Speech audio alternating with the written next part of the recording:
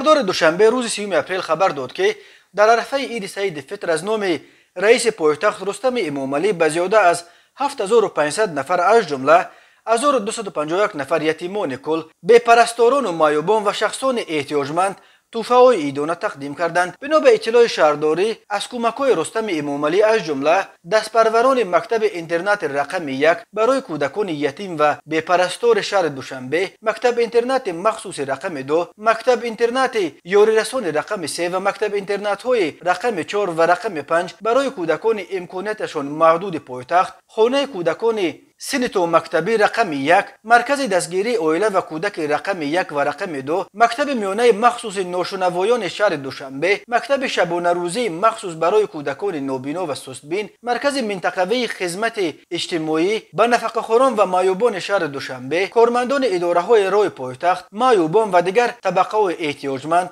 بهره مند گردیدند. کمک‌ها عبارت از مواد آذوقه را نمایندگان شهرداری تقسیم کردند. گفته می شود در عرفه عید سعید فطر همزمان عائله‌های نیازمند و سابقه‌داران مهنت از ناحیه‌های اسماعیل سامانی، شاه منصور، فردوسی و سینا نیز از کمک‌های رئیس شهر دوشنبه رستم امامعلی برخوردار گردیدند. رستم امامعلی پسر کلانی پرزیدنت تاجیکستان امامعلی رحمان از ماه ینور سال 2017 اینک بیش از 5 سال باز رئیس پایتخت این جمهوری است. سال 2020 او رئیس مجلس ملی، مجلس بالایی پارلمان تاجیکستان انتخاب شد و رسما مقام رهبری دوم جمهوری را به دست آورد. بسیاری ها رستم امامعلی را وارث احتمالی تخت پرزیدنتی پدرش می شمارند، ولی نقشه انتقال قدرت از امامعلی رحمان به پسرش چند سال باز به دلایل های مختلف به تأخیر گذاشته می شود.